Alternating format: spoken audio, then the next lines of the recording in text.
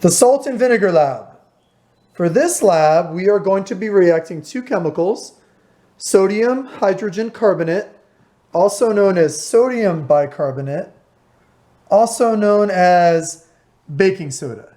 Baking soda, if you look at the ingredients, is 100%, if you can see that, 100% sodium bicarbonate. Sodium bicarbonate is also most of Alka-Seltzer, which was our last lab. So you already know about this reaction. In fact, it's the same reaction. We're reacting it with vinegar, which is acetic acid. Vinegar looks like this, or it looks like this. This is concentrated vinegar, the kind you clean with. These are vinegars you might eat on food, on a salad. And then when these react with each other, a funny thing happens. Sodium comes along, and sodium is an alkali metal, so sodium gets whatever it wants. Turns out what the sodium wants is the acetate. Acetate is a polyatomic ion with a -1 charge. It wants that, takes it, kicks out this hydrogen, which winds up over here, making something called carbonic acid. So the products of this reaction are sodium acetate, which is this, which is also found in many foods as a preservative, but also for flavor. It's found in one of my favorites, salt and vinegar potato chips, and carbonic acid. But wait, that's not carbonic acid, that's carbonic acid. Carbonic acid doesn't last very long. Carbonic acid quickly breaks apart into water and CO2, as you should know. I like to think of it as Pellegrino, but depending on if you drink sodas, well, it's in Perrier, it's in Coca-Cola, it's in all these sodas. That's what we call the carbonation. It's really carbonic acid, H2CO3, but the reason that the bubbles come out is because it decomposes into carbon dioxide and water, and it bubbles out. So this reaction is going to leave us with eventually 3 products. Well, you already know where the carbon dioxide goes. But now, this time, we're going to get rid of the water also. We're going to get rid of both of these guys, and we're going to be left with just one product. Well, how are we going to do it? We're going to take our flask, and we're going to heat it, get rid of the water, and we'll be left with just the sodium acetate. Now, why is it used for flavoring in salt and vinegar? Well, it's made of acetic acid. The acetate comes from the acetic acid. That's what gives vinegar its flavor. And then the sodium, okay, is also found in salt. That's what gives salt its flavor. So putting those together, it's a salt and vinegar flavor. That's why it's the Salt and Vinegar Lab. Okay, we're doing the Salt and Vinegar Lab. These are my assistants. Yeah. Okay, Lucy and Ian. And put your safety gear on, guys. Okay, so Ian's going to measure out the sodium bicarbonate. Lucy's going to measure out the vinegar. Go ahead, guys.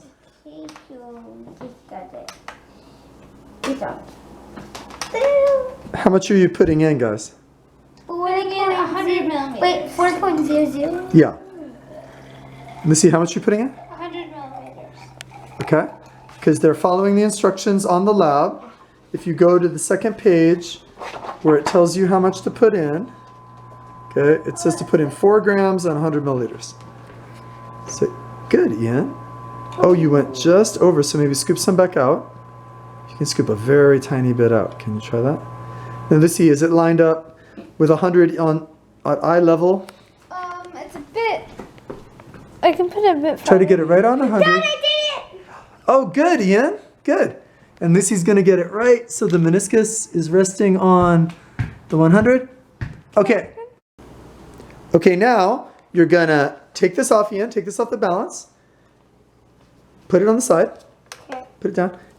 You zeroed it. Good. And let's get the mass of the empty flask. That's something we need to know. What's the mass? This is the mass of the empty flask. Now you can pour that in there. Careful to get it all in if you can. Pour it all in there. Okay. Try to tap it. Try to put it upside down and tap it so the rest of it falls in. Tap the back. Or scrape it with the spoon if you need to. Try to get all of it in there. Use your little spoon. Scrape it a little. Get all of it in there. And then what Lucy's going to do, once this is done, is she's going to put, could you put universal indicator, Lucy? Yes. Universal indicator into there. What color do you think it's going to turn? What color do you think that's going to turn? Go ahead and put it in. Universal indicator, how many drops are you putting in? 4. Okay, go. Okay, just drop them in. Okay. Okay, so we got drops of universal indicator. What color is that turning? Red. Now it's not mixing very well because it's all on the top, but it'll mix when we pour it in here. Okay? So remember, universal indicator, what does it mean when something turns red? What does that mean? It says it's acid. Right, because acetic acid, right? No. Acetic acid, right? Okay, so now what we're gonna do, this is tricky. You gotta pour that in here little by little. Pour it in slowly, not all of it, yeah. Start pouring it, but not all of it. See what happens. Pour some and watch what happens, and then back off. A little more than that. Oh, it's bubbling. Okay, so that's the reaction. This is the classic vinegar and baking soda reaction. Just don't let, if it starts foaming up, Lucy, slow down. Get it near the middle, get it near the middle. You can pour it slowly, slowly. See that reaction, right? If it's foaming up, you better slow down, Lucy, slow down, slow down. Because we want to keep it all inside the flask. The reason we're using a big flask is because it'll foam up and we don't want it to overflow. See, you can see the indicator color in there. Okay, so the reaction is still going on, and when it settles down after a minute or two, we're going to put it on and heat it, because right now one of the chemicals is already coming out, the carbon dioxide. We want to get rid of the water. So how can we get rid of the water? What do you think? We can heat it. Yeah, so why don't we turn the stove on over here. Turn the stove on. Okay. And now we're gonna, well, we want to wait another little bit. Ian, put it back over here. We want a little bit longer to let that reaction settle down. And then Lucy's gonna put it on the stove, okay? Yeah, you can use your mitt. So Lucy's gonna use her Game of Thrones mitt. Okay, gotta hold it carefully, Lucy. Okay, and then she's gonna put it right in the middle. Okay, and then it's gonna put it right in the middle, Lucy, right centered in the middle. In the middle. See the middle? I do. No, this way more, toward me. In the middle, Lucy. Okay, and then we're gonna leave it there while it gets rid of, I'm just gonna move it to the middle. It's just here. Okay, and then we're going to get rid of all the water. Stay away from it, baby. We're going to get rid of all the water, and then we're going to only have one product left. The only problem is, notice that reaction is now accelerating because of the heat. If that reaction foams up, we might have to turn the heat down, but we want to do it slowly enough that the reaction doesn't overboil, and we want to do it quickly enough that it doesn't take forever, and then we're going to be left with a dry product, and that one we are going to record its mass directly on the balance. Ian's going to record the mass when it cools off, right on there, because we know the mass of the empty flask, so won't we know the mass of the product, right? Right? Yeah. Okay, so we'll come back when all the water's gone. Okay. Down, but we want to do it slowly enough that the reaction doesn't overboil, and we want to do it quickly enough that it doesn't take forever, and then we're going to be left with a dry product. And that one, we are going to record its mass directly on the balance. Ian's going to record the mass when it cools off.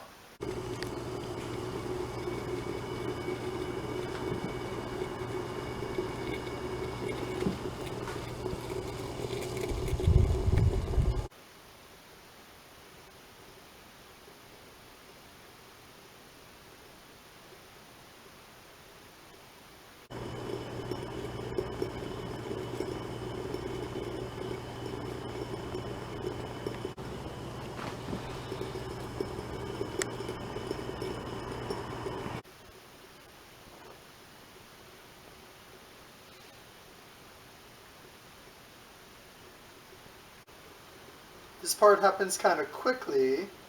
The last little bit of water evaporates, and you start to see the sodium acetate appearing.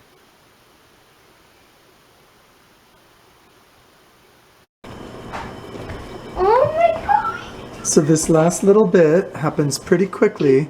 The water is disappearing. I'm getting ready to shut it off. because all that's going to be left, you're going to be surprised what's left, you guys. Okay. It's going to be a solid. There's going to be a solid in there. Do you see it yet? It's going to happen real fast. Watch. As the water leaves, you can see some of it splattered on the side, but that's fine. It stayed in the flask. As that water leaves, we're going to be left with a solid. 16 minutes. Right. It took a while. That's why this lab at school is trickier unless we have Bunsen burners. Bunsen burners heat even hotter than this does. Now the trick is, you guys, it's going to disappear really quickly. See all that water boiling away? Yeah. And by the way, so here's, oh watch, there, see I see some forming in the middle. See that little island? See the island? Wait. See the island? And it's growing? Yeah. It's a growing island. Oh yeah. See that? Oh look, there it goes, there it goes! Oh. There it goes! I better shut it off soon. Hold on. Let's see, maybe I'll have you shut it off. You know which way shut off? Like that way, right? Clockwise. Ready? I would shut it off. Hold on. I'll call it right now. Cut it off. Okay. So now notice the last little bit of water is still evaporating. Are you surprised that a solid just formed in there? I know. Is that cool? Ian, come back, come back. That's a solid forming. So now the problem is, this is really hot, and we want to record it right now. So this is what we're going to do, Lucy. Ian, you can't touch this. You have to stand over there. Okay, stand over there. So what we're going to do is I'm going to use this. Ian, you can do this part. Put this plate, this little tile on top of the balance. And that's a pretty heavy plate, right? Ooh. Zero it, tear it out, tear it. Let's make sure it's in the center. And then Lucy, you're going to have to very carefully, without bumping anybody, without dropping it, wait, you're going to have to carry that flask, Ian, you have to stand back, and put it onto there. But you need a good grip. You need to get a good solid grip around it. Okay, put it on there. Put it on the balance. And then that's going to protect the circuitry of the balance. And now this number is the flask with just one product in it. Okay, let's see. Is it still dropping? Because that would mean more water is evaporating. If the water drops a little bit, this will protect the circuitry, so that's safe enough. We'll let it drop a little bit, but just keep in mind, let me show on the lab over here. That would be the mass of the flask and its contents after the reaction. Before we got the mass of the empty flask. So we will subtract that. And then the amount of sodium bicarbonate used, of course, Ian measured that out. Okay, so let's see the number. Let's see the little number. Okay, we'll have to call it soon. The number will keep fluctuating because there's still some water evaporating there. Now notice inside it's a little bit, tiny bit brown. Yeah. That's an additional chemical reaction, but we're not going to really worry about that one as well. So that product inside there is sodium acetate, that white stuff, sodium acetate. That is the active ingredient that makes the salt and vinegar flavoring. So I think we're just going to call it here. 207.22 is our final mass. Do you agree? 207.22? And then what are they going to have to subtract in order to get the mass of just the solid that's in there? I didn't know the mass of this though, but they'd have to subtract that from What is this called? What's this thing called? beaker. It's a flask. They have to subtract the flask. It's okay. And then they'll get the mass of just one product, and that is the sodium acetate. And then using stoichiometry, they can figure out how much they should have gotten. But is this what we actually got, Lucy? Is this our actual yield? Is this our actual yield? Yeah. Yeah, this is our actual yield. So they can calculate the theoretical yield, what they would expect to get, and then this is what we actually got. We'll use the 0.22. It keeps fluctuating now, okay? Good job, guys. Want to say bye-bye? Bye. Bye. Say bye-bye.